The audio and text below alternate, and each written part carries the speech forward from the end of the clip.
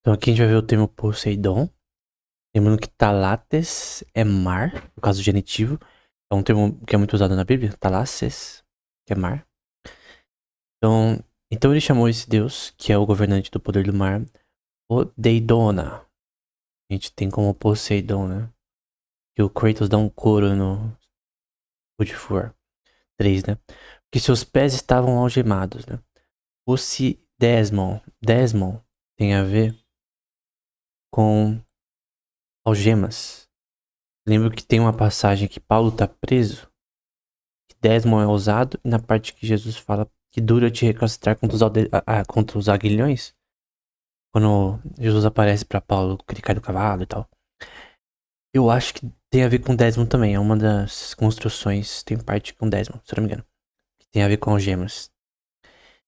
O eta foi provavelmente adicionado por uma questão de eufonia. O que é eufonia? É das palavras soarem de uma forma mais bela, harmônica e tal.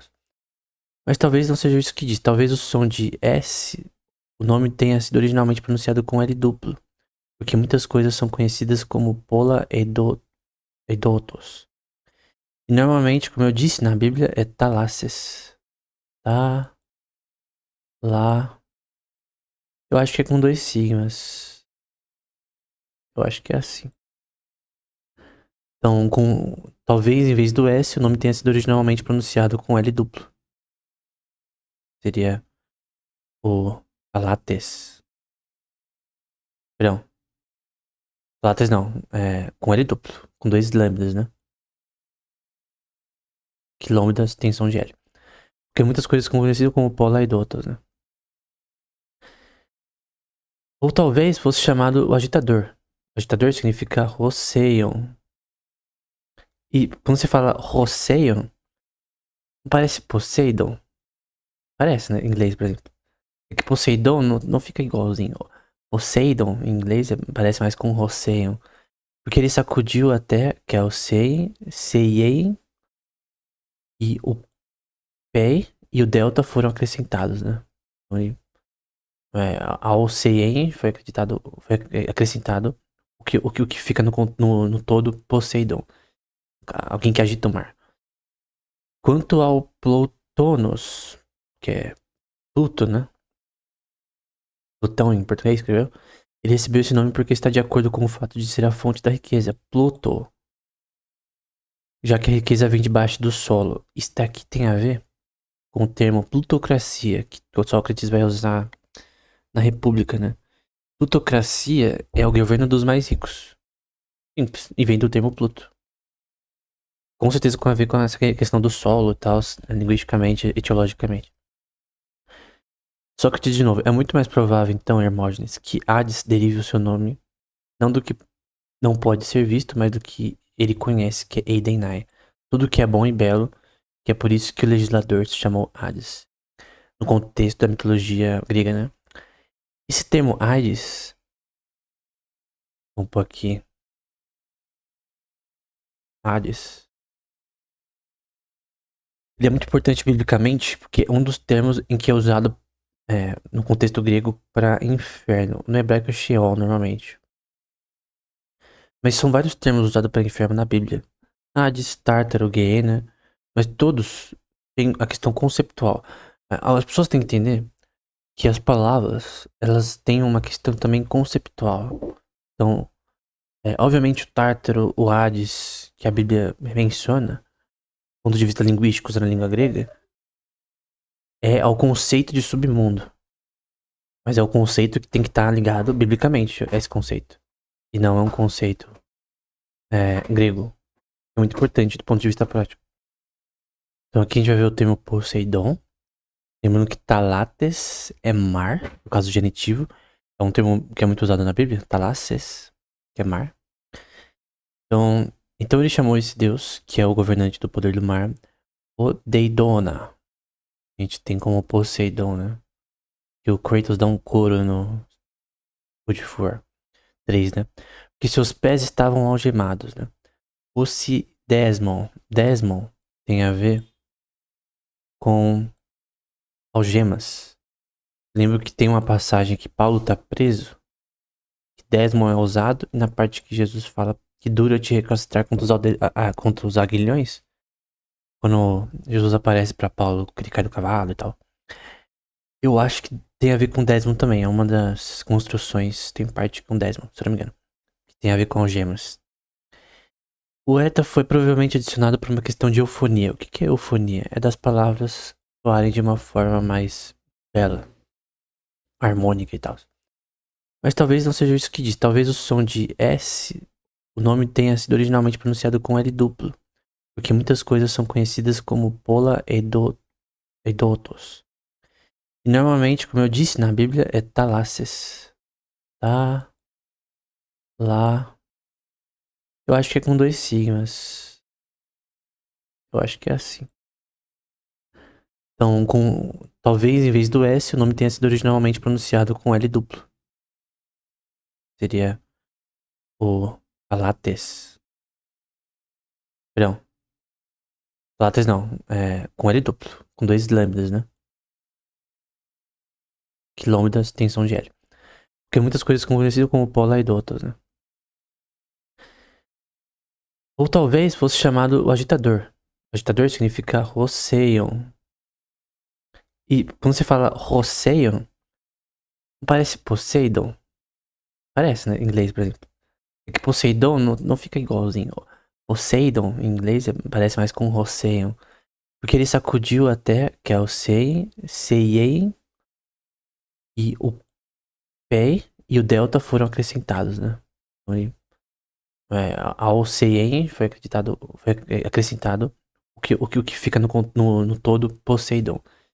Alguém que agita o mar. Quanto ao Plotonos, que é Pluto, né? Plutão em português, escreveu? Ele recebeu esse nome porque está de acordo com o fato de ser a fonte da riqueza, Pluto. Já que a riqueza vem debaixo do solo. Isso daqui tem a ver com o termo plutocracia, que o Sócrates vai usar na República, né? Plutocracia é o governo dos mais ricos. Simples. E vem do termo Pluto. Com certeza com a ver com essa questão do solo e tal, linguisticamente, etiologicamente. Sócrates, de novo, é muito mais provável, então, Hermógenes, que Hades derive o seu nome, não do que não pode ser visto, mas do que ele conhece, que é Eidenai. Tudo que é bom e belo, que é por isso que o legislador se chamou Hades. No contexto da mitologia grega, né? Esse termo Hades, vamos pôr aqui, Hades,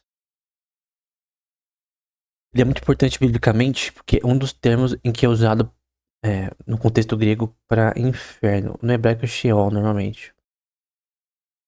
Mas são vários termos usados para inferno na Bíblia.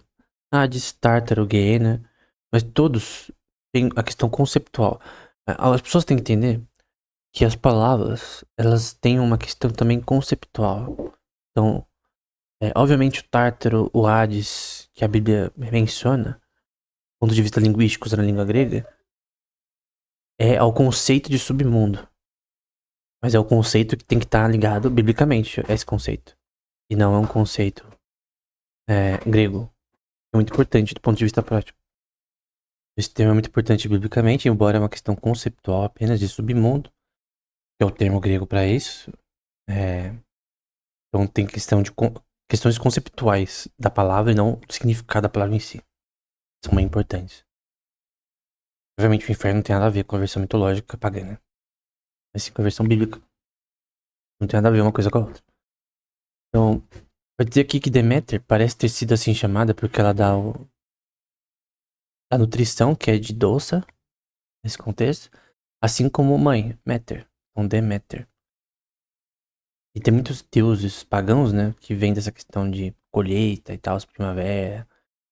Hera é uma pessoa amável, Erate, e de fato disse que Zeus se casou com ela por amor, Erastes. Então, esse é o ponto, né? Lembrando que esses termos aqui eu peguei do grego, do original, né? Na versão que você pode estar lendo, a gente tá seguindo aqui do John Cooper e do Hudson, eles não colocaram o original no texto em si.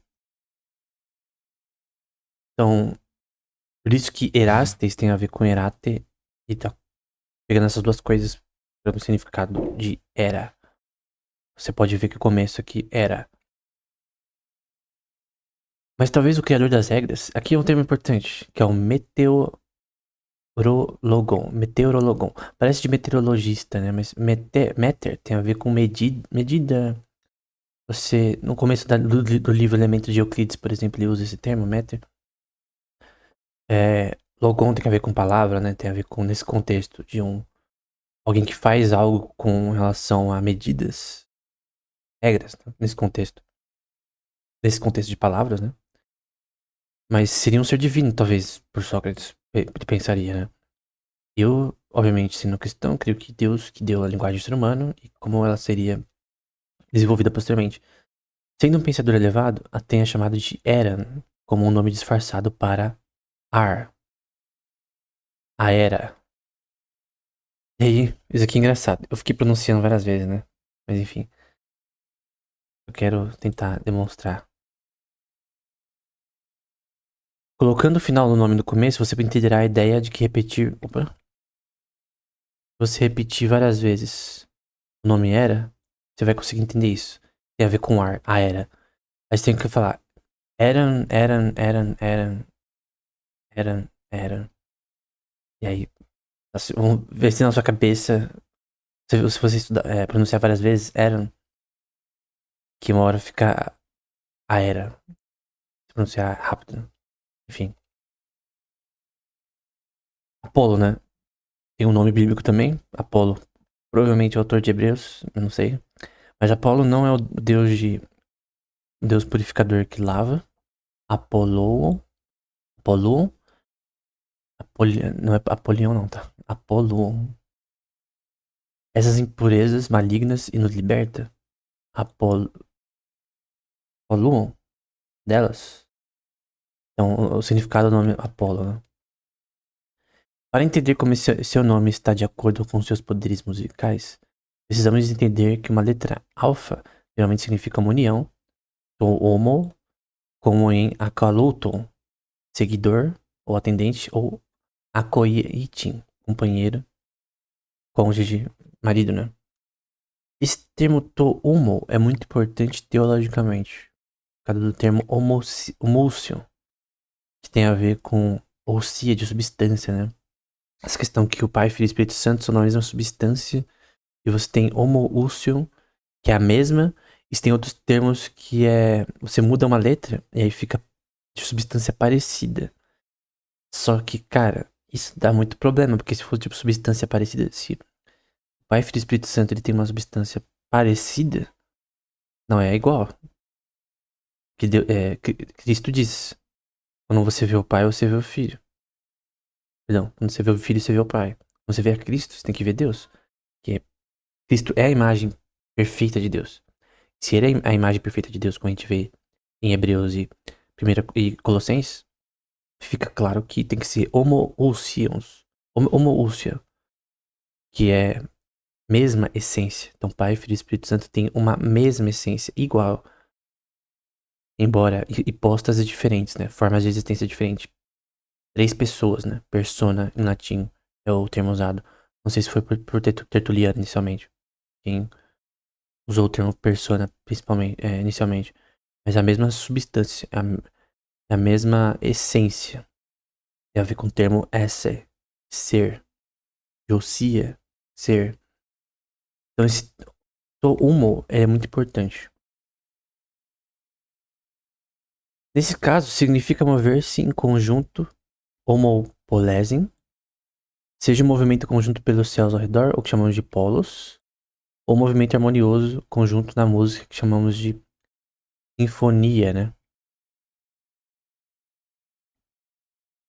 Agora, outros nomes, né? Artemis parece ter sido assim chamada por causa de sua solidez, Artemis, e ordem, e por causa de seu desejo de virgindade, Partenias. Esse tema é muito importante também biblicamente para Maria, que ela é chamada de Partenos. Eu tô lembrando de cor, mas eu citei no livro de teologia.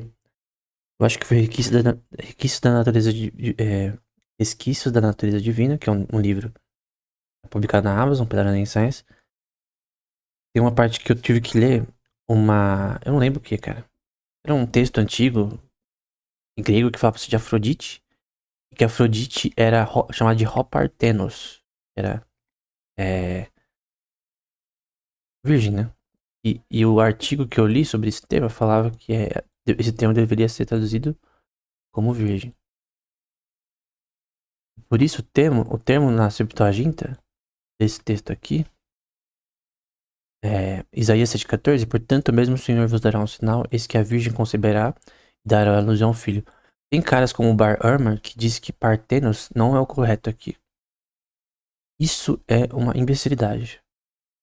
Aqui tem que ser repartenos que nem no Novo Testamento. Obviamente o Novo Testamento ele cita esse texto, Isaías 7,14, dos Evangelhos, como Maria sendo virgem. Esse termo também significa donzela, uma jovem. E obviamente no contexto hebraico, uma jovem sempre era virgem. Principalmente nesse conceito aqui. Pelo menos no geral, né? Então, isso que uma virgem conceberá e dará luz a um filho. Seu nome chama Emanuel. Cristo, né?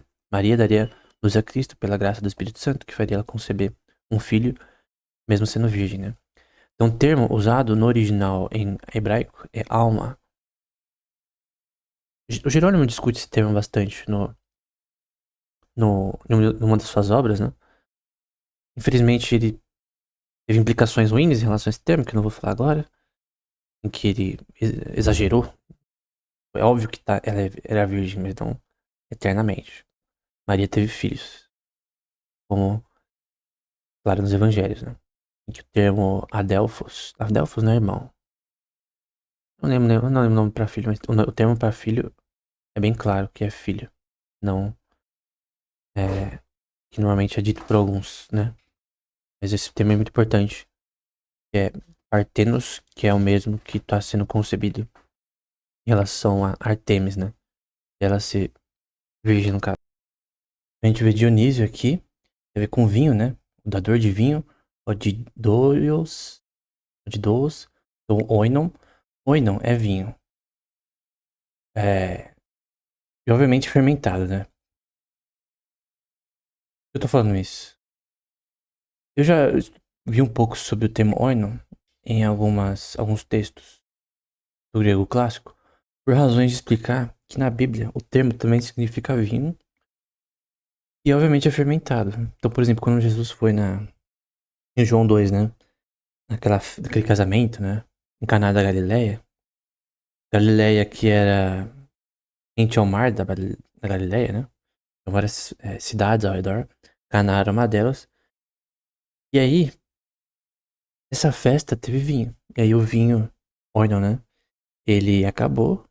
E aí Jesus transforma algo em vinho. Um milagre, né? Primeiro milagre ali. Bom, esse vinho tinha fermentação, cara. Era vinho com álcool. Alguém pode dizer, não, mas era suco de uva. Não era suco de uva, cara. O termo oino, até contextualmente em alguns textos, como em 1 Coríntios, é visto contextualmente. A palavra só tem valor no seu contexto. Então, por exemplo, manga. Vou escrever aqui, manga. O professor dava esse exemplo. Grego koine. Então, eu tô comendo manga. Você acha que eu tô comendo um mangá? Ou a manga de uma camisa? Não, eu tô comendo manga. É fruta. Rasgou minha manga. Rasgou a fruta? Ou talvez a manga da minha camiseta? O cachorro mordeu minha manga. Provavelmente a camiseta. Depende do contexto. Eu tô lendo mangá. Ou manga. Algumas pessoas pronunciam manga porque é o termo talvez correto japonês. Mangá. Cara, é óbvio que você não tá lendo uma fruta. O termo só tem significado no seu contexto. No contexto bíblico, é óbvio. Quando os fariseus falam que Jesus estava no vinho com é, os cobradores de impostos lá, com publicanos, esse vinho tinha álcool, né? Só que óbvio que Cristo, como ele nunca pecou, obviamente, ele nunca excedeu o limite nisso. Então Jesus tomou vinho com álcool. A ceia era servida vinho com álcool. A Bíblia obviamente condena o inferno quem é chamado de bêbado, né? é viciado em álcool e ficar bêbado. Você ficar bêbado, como Noé ficou, por exemplo, é um pecado, mas é, como o termo significa isso, ele não é. O pecado é o excesso e não a quantidade mínima, por exemplo. Então é um ponto importante. Do ponto de vista linguístico, é muito importante, né? Então poderia ser chamado carinhosamente de Dionysos, Dionísios, né? Dionysios. Enquanto o vinho, oinos, seria mais justamente chamado de oionos, já que faz com que a maioria dos bebedores pense que entenderam ou não entenderam, né? Porque quando alguém tá bêbado e não entende o que falou, o que outros estão falando, e é oestai, nuon e quem. E nuon e tem a ver com você, entendimento, né? Então algo que você consegue raciocinar com a sua mente. E eles não têm um raciocínio lógico do que estão entendendo, do que eles estão falando. Atena, né, é um termo também interessante. Na verdade, ele fala dela em termos ainda mais grandiosos, dizendo que ela é a própria mente de Deus, Noesin, obviamente na literatura pagã mitológica. Noesin tem a ver com essa questão noética. Não noética, né, mas noética tem a ver com outra coisa. Essa questão de mente, né? Como se fosse Eonoa, usando o alfa no estilo ático no lugar de eta, excluindo iota e esse é sigma, mas talvez essa não seja a explicação. Talvez ele a chamou de Theonoen por causa de seu conhecimento incomparável das coisas divinas que são tateia no uses. São termos interessantes usando o termo Theo, que é um termo bíblico, por exemplo. Tem implicações bíblicas? Não. Mas tem implicações etimológicas em questões sobre noética. Então eu acho interessante. Esse termo, principalmente teonoesen, é bem interessante. Porque, obviamente, do ponto de vista bíblico, a gente sabe que o verdadeiro e único Deus, né? Ele tem uma mente, né? Óbvio. A gente pode chamar assim, por analogia, que é algo, obviamente, fora de série de toda a criação, porque Deus, ele sempre existiu. Enfim, já falei disso no curso de teologia, mas é um tema bem interessante. Ares, né? O inimigo do Kratos, né? Tudo bem, se é isso que você quer, é apropriado que um deus é em todos os aspectos guerreiro. Chamado de Ares. Que lembra heróis, né? A heróis. A gente viu anteriormente de heróis. E pois Ares está de acordo com a virilidade, Arren, e a coragem, Andreion, ou com uma natureza dura e inflexível, o que é chamado de Ahaton. Então, a origem do termo Ares. Hermes, que tem a ver com hermenêutica, né? De interpretação de texto, ou fala, né? O nome Hermes parece ter algo a ver com a fala. Ele é o intérprete, hermeneia, por isso que se chama hermenêutica arte de interpretação, que se aprende em direito, que se aprende em teologia. Um mensageiro, um ladrão ou enganador em palavras, né? Que é um cara que... um sofista retórico, né? Um negociante desonesto e todas essas atividades envolvem o poder da fala, né? Então é alguém que usa uma fala de algum modo. Ou interpreta um texto de algum modo, seja pro mal ou pro bem.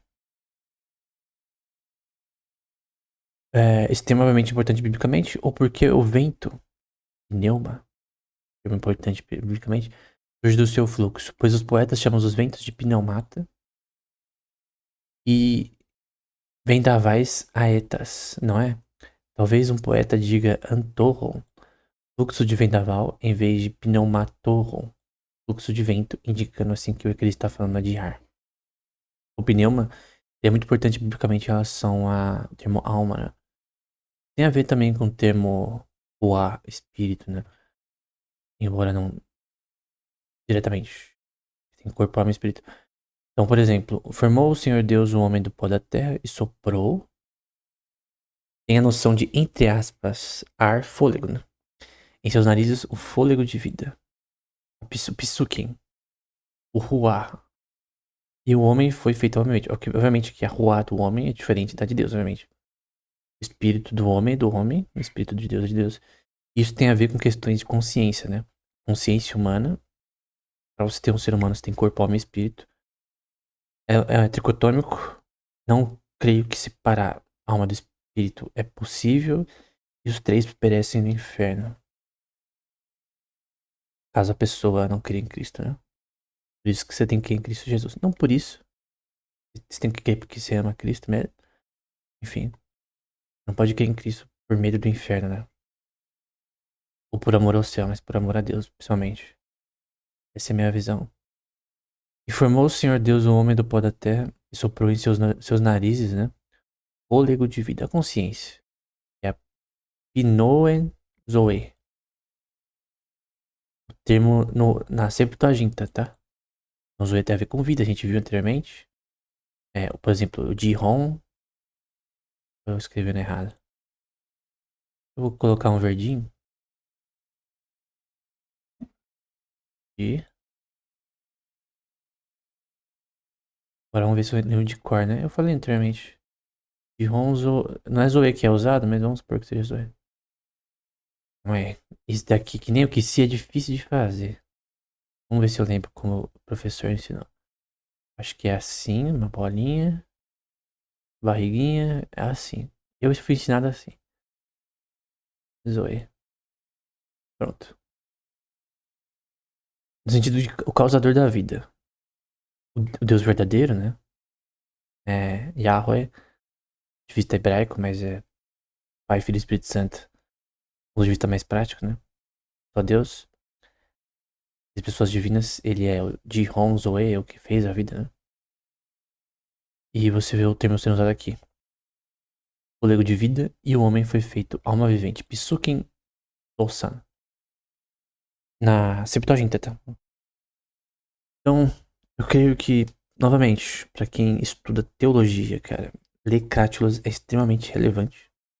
Quem estuda etimologia, linguística, história, economia, pode ser útil para depois você entender razões de pensamentos filosóficos específicos posteriores. Isso é muito importante.